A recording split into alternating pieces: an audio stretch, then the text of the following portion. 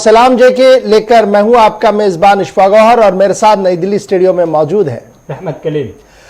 नाज़रीन, आपको इस बात का इल्म है कि 90 मिनट आपके सामने हम रहते हैं और 90 मिनट रहने का मतलब सिर्फ इतना होता है कि आपको जमीनी सूरत हाल से रूबरू करवाएं, आपकी आवाज को अरबाब इख्तिदार तक पहुंचाएं, आलमी सतह पर क्या कुछ हो रहा है उससे आपको रूबरू करवाएं। अगरचे आपके पास बहुत ज्यादा मालूमात रहती हैं, लेकिन उन मालूमात में थोड़ा थोड़ा करके हम भी इजाफा करने की कोशिश करते हैं और जो आपके पास फीडबैक होता है वो आप हम तक पहुंचाते हैं। और वो पहुंचाने का जरिया क्या है जनाब? आप हमारे सोशल मीडिया पेज पर आते हैं, यानी फेसबुक को ज्वाइन करते हैं, आप हमारे ट्विटर पर आते हैं, इंस्टाग्राम पर आते हैं, आप हमारी वेबसाइट पर आते हैं और MX प्लेयर पर आप इस नशरियात को देख सकते हैं। और यूट्यूब पर जो बाज़ाब्ता तौर पर एक लंबी कन्वर्सेशन आप छोड़ के चले जाते हैं, उस पर भी आइए, अपनी आरा रखिए, इलाके की बात रखिए, रियासत की बात रखिए, सियासत की बात रखिए और हमारे मालूमात में भी इजाफा कीजिए ताकि अकॉर्डिंगली हम इस प्रोग्राम को तरतीब दे सके। इस उम्मीद के साथ कि ये मोहब्बत, ये प्यार आपका लगातार हमारे साथ रहेगा। करते हैं आज के प्रोग्राम का आगाज। और आज के प्रोग्राम का आगाज जब करते हैं तो खबर जनूबी कश्मीर से आ रही है और जनूबी कश्मीर के पुलवामा से यह खबर आ रही है कि आज थोड़ी देर पहले, यानी आज सुबह सुबह वहां पर एक बारूदी सुरंग का धमाका हुआ है। पुलवामा से खबर आ रही है कि वहां पर एक जोरदार धमाका हुआ है, बारूदी सुरंग का धमाका हुआ है और बारूदी सुरंग का धमाका जो है वो सर्कुलर रोड के पास हुआ है। ताहम अभी तक किसी भी जानी या माली नुकसान की कोई इत्तला मौसूल नहीं हुई है। ये वो इलाका है पुलवामा का जहां से रिंग सर्कुलर रोड, ये नया रास्ता बना है, आबादी से थोड़ा दूर है और खबर यह है कि एक जोरदार धमाका हुआ है। उसके फौरन बाद इस इलाके के अंदर कुछ गोलियों की आवाज भी सुनाई दी गई, जिसकी वजह से इलाके के अंदर काफी ज्यादा दहशत और खौफ इस वक्त भी पाया जा रहा। हम कोशिश करेंगे कि गाजी खुर्शीद हमारे साथ ज्वाइन करे ताकि हम उनके पास जाकर मजीद तफसीलात जो है वो हमें दे सके, ताकि आपको हम अपडेट करें। थोड़ी देर पहले पुलवामा इलाके के अंदर बहुत ही जोरदार धमाका हुआ है और इस धमाके के बाद इलाके के अंदर गोलियों की आवाज भी सुनाई दी गई है। पुलिस जरा के मुताबिक, अभी इसमें हतमी तस्दीक थोड़ी देर में हो जाएगी जब गाजी खुर्शीद हमारे पास ज्वाइन करेंगे, माना जा रहा है कि जेर जमीन IED रखा गया था और निशाना CRPF की कॉन्वॉय बताई जा रही है। ताहम क्या कुछ वहां पर हुआ है, धमाका भी हुआ है, फायरिंग भी हुई है, जिसके बाद पूरे इलाके के अंदर सकूत तारी हुआ है। हर एक इस बात की तस्दीक कर रहा है कि आखिर हुआ क्या है। हमें जो दिल्ली स्टेडियम में इस वक्त बड़ी खबर आ रही है वो ये है कि CRPF को निशाना बनाने की कोशिश की गई है और एक जवान के जख्मी होने की इत्तला इस वक्त मौसूल हो रही है। बड़ी खबर हम आपको पुलवामा से बता रहे हैं जहां पर सर्कुलर रोड पर IED ब्लास्ट हुआ है और उस IED ब्लास्ट के नतीजे में अभी तक CRPF के एक जवान के जख्मी होने की इत्तला हमारे पास आ रही है। बड़ी खबर पुलवामा से, जहां पर जेर जमीन IED का धमाका हुआ, उसके फौरन बाद जबरदस्त गोलियां चली। गाजी खुर्शीद इस वक्त हमारे साथ ज्वाइन कर चुके हैं। गाजी, अपडेट कीजिएगा, क्या कुछ तफसीलात आपके पास है? खबर यह आ रही है कि जेर जमीन IED था, खौफनाक धमाका हुआ जिसके बाद कुछ लोगों के जख्मी होने की इत्तला है। क्या कुछ तफसीलात आपके पास? देखिए, आज सुबह करीबन 7:30 बजे के आसपास पुलवामा से जो श्रीनगर की तरफ नेशनल हाईवे जाता है, एक पेट्रोल पंप भी जहां पे है और पिक्स ऑटोमोबाइल जहां पे गाड़ियां वगैरह बेची जाती है, एक जोरदार IED ब्लास्ट हुआ जिस दौरान वहां CRPF गाड़ियों का काफिला गुजर रहा था। ठीक बिल्कुल उसी वक्त एक जोरदार धमाके से एक जोरदार धमाका हुआ जो एक जोरदार आवाज से फटा, जिसे पुलवामा के साथ साथ कई एक इलाकों में भी इस जोरदार धमाके की आवाज सुनाई दी गई। ताहम अभी तक की जो बात है किसी जानी नुकसान की अगरचे कोई इत्तला नहीं है। वही पुलिस की तरफ से एक इस बात की तस्दीक हुई है कि एक CRPF एहलकार इस धमाके में जख्मी हुआ है, जिसको फौरन अस्पताल की तरफ इलाज मुआवजा के लिए रवाना किया गया है। तो इस वक्त इस मौके पर जहां ये ब्लास्ट हुआ, इस वक्त पुलिस के कई आला आला अफसरान भी यहाँ पहुंचे हैं, जो इस मामले की बारीक बीनी से छानबीन कर रहे हैं। वही इस वक्त की जो बात है, जो सूरत हाल है, हमला आवरों को पकड़ने के लिए इस वक्त पूरे इलाके को कार्डन ऑफ किया गया, ताहम सूरत हाल काबू में है। जबकि पुलिस ने इस धमाके के फौरन बाद कई राउंड गोलियों के हवा में भी चलाए हैं, जिससे इलाके में खौफ हिरास का माहौल भी कायम हुआ है। जी ये बताइएगा गाजी खुर्शीद, क्या ये कॉन्वॉय श्रीनगर की ओर जा रही थी या श्रीनगर से अप एरियाज की ओर जा रही थी, कहां की ओर जा रही थी? और क्या कॉन्वॉय के ऊपर ये आईडी ब्लास्ट जद में आई या ये जो आरोपी आती है सुबह सुबह उसको निशाना बनाया गया था? देखिए, अगर बात करें इस जगह की जहां पे ये ब्लास्ट सुबह हुआ है, यहाँ पे हमेशा से एक नाका रहता है, आरोपी रहता है, हमेशा से यहाँ पे एक नाका पार्टी हुआ करती है। और ये जो आज की बात है, ये जो आज कानवाई सुबह से श्रीनगर की ओर से या पता नहीं कहां की ओर से आ रही थी, टाउन की तरफ पुलवामा की ओर जा रही थी कानवाई, जिसको देखते ही फौरन वहां पे एक ब्लास्ट हुआ, जोरदार धमाका हुआ। शायद इसे ये भी कहा जाए कि इसी कानवाई पे हमला होने जा रहा है। अभी ये भी बताइएगा, अब चूंकि जोनल पुलिस हेडक्वार्टर की तरफ से इस बात की तस्दीक हुई है कि लो इंटेंसिफाई आईडी ब्लास्ट, यानी आईडी ब्लास्ट जो हुआ है लेकिन उतना जोरदार ये नहीं था, मवाद इसमें कम था, लेकिन इसमें एक सीआरपीएफ के जवान के जख्मी होने की अब उनकी तरफ से भी तस्दीक हो गई है कि एक जवान जो है वो जख्मी हुआ है, ताहम उसकी हालत जो है वो स्टेबल बताई जा रही है और आला पुलिस एहलकार जो है वो इस वक्त मौके वारदात पर है। तो ये गाजी जरा डिटेल में अब जरा और समझाइए, क्योंकि अब तस्दीक इसकी हो गई है कि जनाब एक जवान जो है वो जख्मी हुआ है, माइनर इंजरी है, उसको स्टेबल है। तो ये ब्लास्ट किसी जमीन, ये जो सारा सर्कुलर रोड है ये तो मैग्नेमाइज्ड है, कहां पर इसको रखा गया था? देखिए जी, अगर इस ब्लास्ट की बात करें, ये तो जेर जमीन पुलिस की तरफ से यही कहा जाता है कि जेर जमीन ही रखा गया था, इसको पहले ही फिट किया गया था। लेकिन अगर बात करें ये जो आवाज है, इस ब्लास्ट की जो आवाज है, ये तो पूरा पुलवामा के मतलब ये जो आसपास के इलाके हैं, इसकी आवाज, जोरदार आवाज पूरे इलाके में सुनाई दी गई है। ताहम अगर ग्राउंड जीरो की बात करें तो एक जोरदार आवाज से फटा। और चलिए, बहुत बहुत शुक्रिया गाजी खुर्शीद हमारे साथ ज्वाइन करने के लिए। बड़ी खबर इस वक्त अब पुलिस तस्दीक के साथ कि जनाब आईडी ब्लास्ट हुआ है और आईडी ब्लास्ट के नतीजे में एक सीआरपीएफ का जवान जख्मी हुआ है, ताहम जख्मी सीआरपीएफ एहलकार की हालात जो है वो स्टेबल बताई जा रही है। आला पुलिस एहलकार जो है वो इस वक्त इलाके के अंदर मौजूद है और सूरत हाल का जायजा लिया जा रहा है। खबर हम आपको पुलवामा से बता रहे थे जहां पर आईडी धमाका हुआ है। फटाफट से अपनी दूसरी बड़ी खबर की ओर आते हैं और खबर जरा अमरनाथ यात्रा की करते हैं। अगरचे सरकारी तौर पर अभी यात्रा की रवानगी के हवाले से कोई भी हतमी तस्दीक या तरदीद नहीं हो पा रही है, ताहम श्राइन बोर्ड के ऑडियो के साथ जरा इसको चलाइएगा।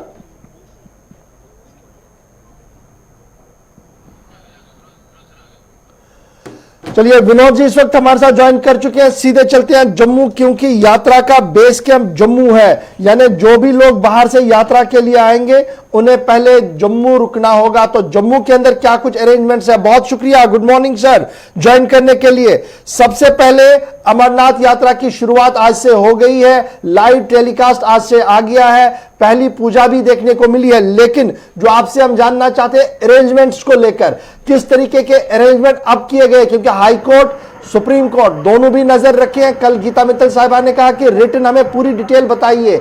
डीवीआर सुब्रमण्यम साहब कह रहे हैं कि हर दिन 500 लोग आएंगे। अतुल डुल्लो साहब कह रहे हैं कि जो भी आएगा उन्हें टेस्टिंग किया जाएगा, जब तक नेगेटिव नहीं आएंगे बाहर नहीं जाएंगे। क्वारंटाइन फैसिलिटी कहां पर होगी, किस तरीके के अरेंजमेंट जम्मू के अंदर आप देख रहे हैं अभी? और आपको बता दूं कि क्वारंटाइन सेंटर जो है प्रवेश द्वार लखनपुर में बनाए जाएंगे। वो कंटीजेंसी प्लान पूरा बना दिया गया है, कुछ जगहों को आइडेंटिफाई किया गया है। करीब आधा दर्जन 6 से 7 जगहों को आइडेंटिफाई किया गया, यहाँ पे क्वारंटाइन सेंटर बनाया गया।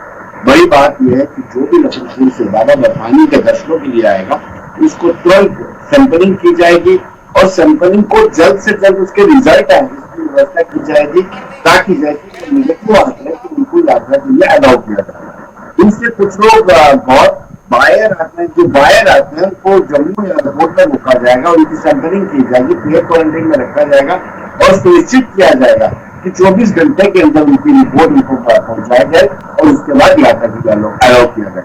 सबसे बड़ी बात ये रहती है कि यात्रियों से खाने पीने की व्यवस्था, रहने की व्यवस्था करनी जाएगी, क्योंकि खाने पीने के लिए पहले तो अमूमन फर्स्ट टाइम ऐसा हो रहा है कि आपकी लाइन हो रही है और लंगर नहीं लगेंगे, क्योंकि कोविड-19 के चलते लंगर को नहीं लगाया जा सकता, अनुमति नहीं है। इसलिए खाने पीने की व्यवस्था जो है एडमिनिस्ट्रेशन सरकार करेगी, जिस जगह पे वो रुकेंगे, जिस जगह से वो चलेंगे। तो कहीं ना कहीं व्यवस्थाएं, तैयारियां बहुत पूरी की जा चुकी है। और आज आपने देख लिया लाइव जब आपकी हुई है तो एक बहुत बड़ा एक प्रस्ताव जो रेजोल्यूशन था, ये विश्व हिंदू परिषद और श्री अमरनाथ न्यास यात्रा न्यास के बोर्ड को दिया गया था कि बाबा बर्फानी के लाखों श्रद्धालु हो गए, कोविड-19 के चलते वो नहीं आ पा रहे, लिहाजा कम से कम वो सुबह की और शाम की आरती देख लेंगे तो उनको सुकून होगा। उसका आज आगाज होगा। जी गौर, चलिए, बहुत शुक्रिया विनोद जी हमारे साथ ज्वाइन करने के लिए। थोड़ी देर में दोबारा आएंगे जब हम कोविड-19 की बात करेंगे। इसलिए लद्दाख और चाइना यानी चीन और इंडिया के बीच में तनातनी बनी हुई है और मामला लद्दाख के अंदर पेच फंसा हुआ है। इस बीच लगातार हम जो पिछले कई हफ्तों से सुन रहे थे कि जनाब एक नया महाज खुल रहा है, अमेरिका समेत कई मुल्कों की तरफ से भारत को हिमायत का ऐलान किया गया है। इस बीच एक बड़ी खबर, रहमत आपको बताएंगे कि दर पर दर डिप्लोमेसी का फायदा कितना हो रहा है। जी बिल्कुल, देखिए हिंदुस्तान की कोशिशें रंग लाती नजर आ रही है और जो दो महाज पूरी दुनिया में बनती हुई दिखाई दे रही है, उसमें एक महाज में सिर्फ और सिर्फ पाकिस्तान चीन के साथ है। चीन और पाकिस्तान बकिया बड़े ममालिक जिन्हें हम सुपर पावर ममालिक के फहरिस्त में सबसे पहले रखते हैं, उन ममालिक की तमाम ममालिक के खेमे में है। और ये ममालिक सबसे पहले इसमें अमेरिका का नाम आता है और अमेरिका इस वक्त हिंदुस्तान के साथ है। अभी जो हमें खबर मिल पा रही है, आज सबसे बड़ी खबर यह है कि अमेरिका के वजीर खारजा माइक पोम्पियो पिछले 10 दिन पहले हिंदुस्तान के वजीर खारजा एस जयशंकर के साथ फोन पर बात करके सूरत हाल का बहुत ही करीबी से बहुत ही बारीकी से उन्होंने हाल अहवाल जाना और सूरत हाल का जायजा लिया और क्या कुछ चल रहा है, इन तमाम चीजों को माइक पोम्पियो ने या फिर यूं कहे कि अमेरिका ने इसका बहुत ही करीब से जायजा लिया। तो अमेरिका की तरफ से बाज़ाब्ता तौर पर जो बयान आया कि हिंदुस्तान और चीन के दरमियान LAC पर जो कुछ चल रहा है, इस पर अमेरिका की बहुत ही बारीक नजर है। और हमें जो आज खबर मिल पा रही है कि 10 दिन पहले अमेरिकी वजीर खारजा माइक पोम्पियो ने बाज़ाब्ता तौर पर हिंदुस्तान के वजीर खारजा एस जयशंकर से फोन पर बात की थी और बात का वाहिद मकसद सिर्फ और सिर्फ LAC की सूरत हाल को जानना था, हिंदुस्तान के अगले कदम के हवाले से जानना था, चीन की हरकतों के हवाले से जानना था। और आपको यह भी याद होगा कि हमने बताया था आपको कि गुज़श्ता रोज अमेरिका ने साउथ चाइना में के हिस्से में जंगी मशकें शुरू की हैं। तो चीन के खिलाफ अमेरिका पहले दिन से था और अब जबकि हिंदुस्तान के साथ मसला फंसा है, तब हिंदुस्तान की दोस्ती का दम भरते हुए अमेरिका पहली फुर्सत में हिंदुस्तान के साथ दिखाई दे रहा है और हर वो चाल चल रहा है जिसके जरिए चीन को पस्त किया जा सके। और हमें जो खबर मिल पा रही है कि मार्च से लेकर के अभी तक के 3 बार बाज़ाब्ता तौर पर वज़ीर ख़ारजा से हिंदुस्तान और अमेरिका के हवाले हिंदुस्तान और अमेरिका के दरमियान बातचीत हुई है, चीन को लेकर के, LAC के मसले को लेकर के। तो बहुत ही बारीक नजर है अमेरिका की। हम आपको याद होगा कि जब चाइनीज ऐप को बैन करने की बात चली थी, ऐलान हुआ था, उसका भी वेलकम अमेरिका ने किया था। साथ ही साथ जब गलवान घाटी में जो कुछ हुआ था उसके बाद फोन करके बाज़ाब्ता तौर पर हाल हवाल जानने की कोशिश की गई थी और ऐलान किया था कि चीन ने जो कुछ किया गलवान वादी में वो इंतहाई शर्मनाक हरकत है। तो पहले दिन से अमेरिका क्या हिंदुस्तान के साथ है। और आज जो हमें खबर मिल पा रही है कि 10 दिन पहले भी एस जयशंकर वजीर खारजा को फोन आया, बात की थी, लेकिन डिप्लोमेटिक कुछ ऐसे उसूल होते हैं जिसकी बुनियाद पर इस हवाले से इसको दरपर्दा मुज़ाकरात जो है वो तेजी के साथ बढ़ रहे हैं। इस बीच वजीर आज़म नरेंद्र मोदी की तरफ से डोनाल्ड ट्रंप के नाम एक ट्वीट भी जारी कर दिया गया है आज, क्योंकि ट्वीट पोस्ट करने का मकसद था, क्योंकि आज 244वां यौम आज़ादी का दिन है USA के अंदर। और इस बीच वजीर आज़म का ट्वीट आया है और ट्वीट उन्होंने कर दिया है और इसका जवाब वापसी पर भी आया है। यानी यहां से जब ट्वीट हुआ तो वहां से डोनाल्ड ट्रंप साहब का भी ट्वीट वापस आया, रेस्पॉन्ड आया है। Thank you my friend, America loves India, ये डोनाल्ड ट्रंप की तरफ से रिट्वीट किया गया था। एक और दूसरी बड़ी बात जो इसमें है वो ये है कि 2 जुलाई को भी, यानी इसी महीने 2 जुलाई को यूनाइटेड स्टेट्स के जो डिप्टी सेक्रेटरी हैं स्टेट स्टेफन ई बेगम, उनकी तरफ से जो हमारे सफीर खास हैं अमेरिका के अंदर तरनजीत सिंह संधू, उनके साथ मुलाकात हुई है और उस मुलाकात के दौरान भी अमेरिका के मौक़िफ़ की वजाहत की गई है और कहा गया कि जिस तरीके की सूरत हाल से भारत इस वक्त नबर्दा आजमा है, उसके पीछे पूरी तरह से सपोर्ट करेगा अमेरिका भी। और अमेरिका के लिए वाहिद दुश्मन जो इस वक्त है जिसने दुनिया भर में तबाही लाई है वो चाइना है। तो ये भी एक बड़ी दिलचस्प बात है। जी देखिए, बिल्कुल इस बात हम अपने नाज़रीन को बताना चाहेंगे कि 4 तारीख को अमेरिका में 244वां इंडिपेंडेंस डे मनाया गया था और इस बार जो यौम आज़ादी अमेरिका में मनाई गई वो सबसे यूनिक और सबसे अलग। वहाँ यौम आज़ादी के मौके से आतिशबाजी का खासतौर पर एहतमाम किया जाता है और उसमें सदर अमेरिका भी शामिल होते हैं। तो इस बार ज़रा सा यूनिक था, उसी मौके से यौम आज़ादी के मौके से हिंदुस्तान ने तहनीत का पैगाम भेजा था, मुबारकबादी का पैगाम भेजा था। और चूंकि हिंदुस्तान के वज़ीर आज़म के अमेरिकी सदर से रिश्ते बहुत ही करीब हैं, दोस्ताना हैं, ऐसे में अमेरिका की तरफ से आज जवाब आया है और शुक्रिया अदा किया गया है अमेरिका की तरफ से हिंदुस्तान के वज़ीर आज़म का, हिंदुस्तान की सरकार का इस मुबारकबादी के लिए। तो अमेरिका के यौम आज़ादी पर हिंदुस्तान की तरफ से वज़ीर आज़म ने मुबारकबादी पेश की थी, जिस पर अमेरिकी सदर की जानिब से जवाब आया है और शुक्रिया अदा किया गया। ये तो जनाब बात ही इंटरनेशनल की। अब जरा नेशनल हुकअप पर भी आपको बताएंगे और थोड़ी देर में कुछ बाइट्स भी हैं हमारे पास, उन्हें भी हम प्ले करेंगे जरूर। लेकिन बताया जा रहा है कि जनाब लाइन ऑफ एक्चुअल कंट्रोल जो लद्दाख वाला मामला है, वहां पर फौजियों को तैनात करना साल के लिए या कई महीनों के लिए आने वाले दिनों में एक बड़ा चैलेंज भी है। दोनों साइड से ये चैलेंज है। ये चैलेंज इसलिए है क्योंकि पारा मनफी चला जाता है, जमीनी रास्ते मनक़ता होते हैं और फिजाई सफर भी महदूद होता है। इन बुलंद तरीन पहाड़ियों के ऊपर फौजी चौकियों पर फौजियों को रखना है या नहीं रखना है, इस वाले से हतमी फैसला जो है वो माना जा रहा है 4 से 6 हफ्तों के दौरान किया जाएगा। यानी रवा महीने के दौरान आखिर तक ये बड़ा फैसला जो है वो लिया जाएगा। यानी या तो ये डिस्प्यूट खत्म होकर दोनों वापस अपनी अपनी जगह पर जाएंगे, क्योंकि अब खबर ये है कि अगले हफ्ते यानी जो कमिंग वीक है इसमें दोनों तरफ की बातचीत होगी। एक लेफ्टिनेंट जनरल रैंक की भी बातचीत होगी और ज्वाइंट सेक्रेटरी रैंक की भी बातचीत, यानी बातचीत के दरवाजे खुले हैं। वहीं पर फौज जिस तरीके से तैनात की गई हैं उनके लॉजिस्टिक को यकीनी बनाने के लिए, क्योंकि जब मौसम ठंडा होगा 40, 45, 50 के आसपास कई मकामात पर इन बुलंद पहाड़ियों पर जो है वो पारा चला जाता है और इंसान का रहना वहां पर मुश्किल हो जाता है। तो वहां पर किस तरीके से हम पूरी सपोर्ट के साथ रह पाए, इस पर एक हतमी लाइन जो है वो खींची जा रही है। क्योंकि अभी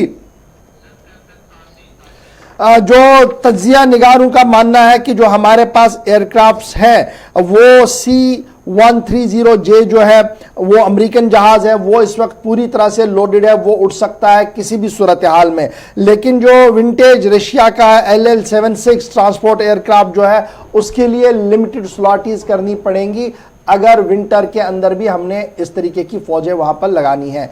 इस वक्त लद्दाख के अंदर 3 डिवीजन से ज्यादा फौजें हैं, यानी नॉर्मल से 2 डिवीजन ज्यादा बाहर से लगाई गई हैं। यह सूरत हाल वहां पर है। लेकिन साबिका फौजी और साबिका वो फौजी जिन्होंने करगिल वार के अंदर बहुत बड़ा नुमाया काम किया है और वीर चक्रा से उन्हें नवाजा गया है, कैप्टन ताशी इस वक्त हमारे साथ है लद्दाख से। बहुत शुक्रिया कैप्टन ताशी हमारे साथ ज्वाइन करने के लिए। आप बैटलफील्ड को जानते हैं, आपने उस वक्त लड़ा, शायद उस वक्त वर्ल्ड ओपिनियन इतना मजबूत हमारे साथ नहीं था, डिवाइडेड था। आज जो सिचुएशन हमारे सामने है लद्दाख के अंदर, किस तरीके से आप इसको देखते हैं और आपकी नजर में अभी और कितना लंबा खिंच सकता है जिसके बाद सूरत हाल दोबारा काबू में हो सकती है? सबसे पहले तो आप सभी को जुले, अभी यहाँ जो चाइना और इंडिया के बीच में काफी तनाव चल रहा है, ये लंबा खींच सकता है, ये जल्दी खत्म होने वाला नहीं है। क्योंकि दोनों तरफ से काफी अभी डिप्लॉय किया है फौजी, आपने अभी जिक्र किया था, तो दोनों तरफ से काफी तनाव चल रहा है। साथ ही साथ हमारा ये एक अच्छा है कि हमारे सीनियर कमांडर जो फौजी के, वो फ्लैग मीटिंग बार बार कर रहा है। ये करना चाहिए, ये इसके बीच में कुछ ना कुछ सॉल्यूशन ढूंढना चाहिए। पहला बात तो ये लड़ाई सॉल्यूशन नहीं है, दोनों के लिए बहुत हानिकारक होगा, बहुत नाश होगा, दोनों तरफ से बहुत कैजुअलिटी होगा, बहुत नुकसान होगा। इसलिए बातचीत चलना चाहिए, बातचीत के जरिए ये निकलना चाहिए। दूसरी बात, हमारा जो प्रधानमंत्री अभी हाल ही में यहाँ पे आया, सबसे पहले तो मैं नीमू गांव का मैं खुद हूँ। पहला बात, हमारे गांव में एक प्राइम मिनिस्टर आया, इससे जो फौजियों से मिला, फौजियों का हौसला बहुत ऊंचा हुआ। साथ ही साथ ये संगम में भी पूजा किया हमारे प्रधानमंत्री जी ने, ये हमारे लिए बहुत खुशी की बात है। तो ताशी साहब ये बताइएगा, जो एक कैंपेन चल रहा है सोशल मीडिया पर, लद्दाख के लोगों की बाइटें चलवाई जा रही है और ये कहा जा रहा है कि जनाब चाइना ने तो लद्दाख सारा का सारा खा लिया। आप इस बैटलफील्ड के माहिर हैं, आपने चप्पे चप्पे को देखा और चप्पे चप्पे को आप चले हैं, आपको पता है कि कौन सा बॉर्डर कहां पर है। क्या कुछ एक्चुअल सिचुएशन है आज के दिन?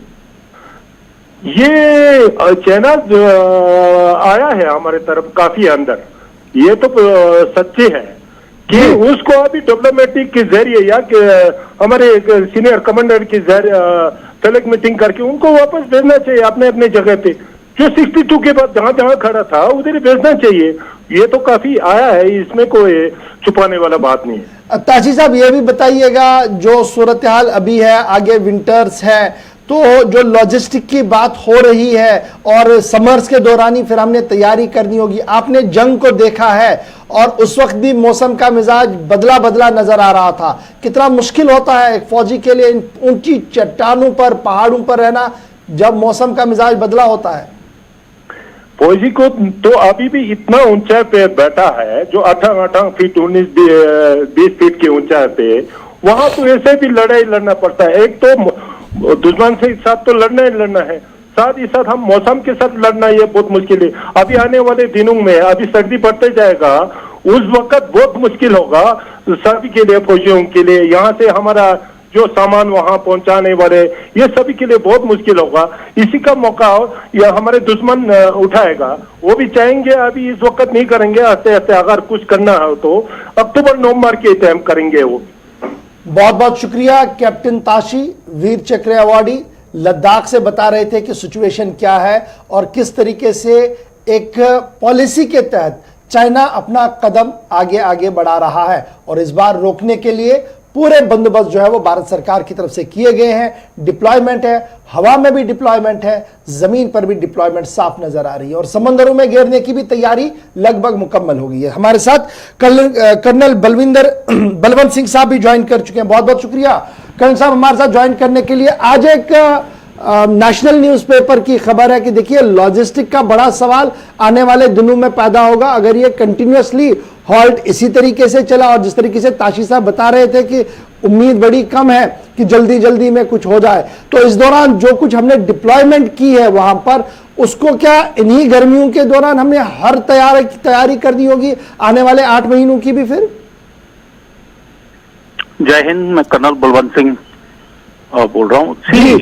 इस समय जो हमारी तैयारी है वो बिल्कुल सही तरीके से चल रही है और हमें ये कंटिन्यू रखनी चाहिए। गर्मी सर्दी फौज में नहीं देखी जाती। जो भी है, अगर हमारे देश पर किसी ने भी इस तरह की हरकत करने की कोशिश की है जो prejudicial to our integrity, तो हम उसको मुंह तोड़ जवाब देंगे।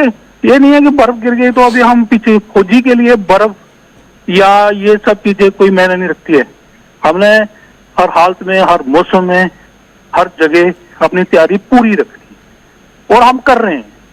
इस समय यही प्रॉब्लम हो रही है चाइना को कि हम लोग वहां पर अपनी सड़कें बना रहे हैं, उसने पहले की बना रखी हैं जी। तो वो हमारे बीच में, हमारी तैयारी में, या हम अपनी टेरिटोरियल जो हमारी वहां पर जगह है उसमें हम कुछ भी करें, उसको कोई उसमें प्रॉब्लम नहीं होनी चाहिए। लेकिन उसको प्रॉब्लम ये हो रही है कि हम क्यों रोड बना रहे हैं, क्यों ना बनाए, हम अपनी तैयारी पूरी रखेंगे। इन लोगों का जो 1962 में हुआ, जब उसके बाद जो इंसिडेंट्स हुए या जो रिसेंटली हमारे जो शहीद हुए 20 जवान, ये लोग क्यों हुए? क्योंकि अभी तक उसने ये सोचा हुआ था कि भाई कोई पूछने वाला नहीं है। अपनी एक्सपेंशन के लिए वो पूरी कोशिश शुरू से करता रहा है और हम उसकी एक नहीं चलने देंगे। और हम पर कोई भी अगर इस तरह की ऑब्जर्वेशन हुई तो हम उसका मुंह तोड़ जवाब देंगे। और ये हमारे एक फौज में फौजी होने के नाते हमारा ये धर्म है कि जब तक हम जिंदा हैं हम अपनी धरती की तरफ किसी की भी गंदी निगाहें नहीं पड़ने देंगे। जय हिंद।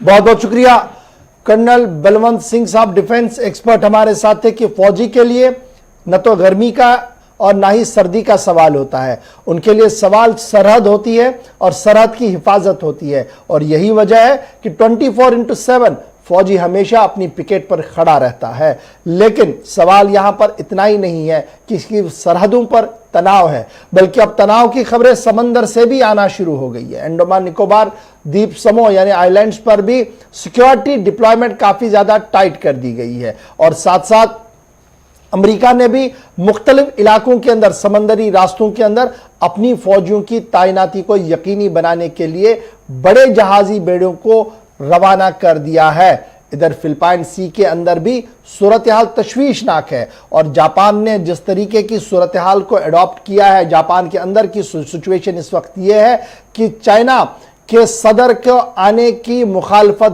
बड़े पैमाने पर हो रही है। और यह मुखालफत का होने का मतलब कि आने वाले दिनों में जिस तरीके की सूरत हाल भारत के अंदर बनी हुई है, उसी तरीके की सूरत हाल आपको लद्दाख के बाद अब जापान के अंदर भी देखने को मिल सकती है। इधर चाइना की तरफ से एक और बयान भी जारी कर दिया गया और इस बयान में कहा गया कि भूटान की सरहदें अभी मुकम्मल तौर पर पुरअमन नहीं है और वहां पर भी चाइना का जो सरहदी तनाजा है वो है। जबकि भूटान की तरफ से कहा गया है कि साल 1984 से 2016 तक तकरीबन 24 मरतबा मुज़ाकरात हुए हैं और उन मुज़ाकरात के दौरान जो हसास मकामात हैं उन पर गुफ्तगू की गई और उसी गुफ्तगू का नतीजा है कि भूटान चाइना सरहद जो है वो आहिस्ता आहिस्ता नॉर्मल हो रही थी और वो मामला जो था वो खत्म हो रहा था। लेकिन जहां भूटान सरहद की बात करते हैं, दैट मीन्स हमारा एक बड़ा वसी इलाका जो है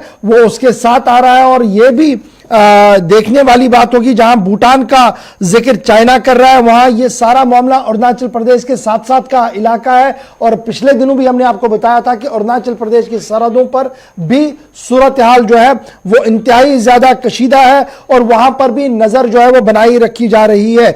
एक्सपर्ट्स का मानना है कि जिस तरीके से चाइना ने भूटान के मामले को उठाया है, दरअसल निशाना भारत है और भारत को तंग करने के लिए यह सारे सरहदी तनाजों पर इन दिनों बातचीत हो रही है। लद्दाख की आवाम जो बैटल ग्राउंड की है वो क्या कुछ कह रही है, जरा इसको सुन लीजिएगा। उसके बाद बात करेंगे कोविड-19 की, जो इंतहाई संगीन सूरत हाल पूरे मुल्क के अंदर इख्तियार कर चुका है। लेकिन सबसे पहले लद्दाख की आवाज। ये हिस्सा लद्दाख जो है ना स्ट्रेटेजिकली खासकर डिफेंस के हवाले से ये बहुत ही इम्पोर्टेंट इलाका है।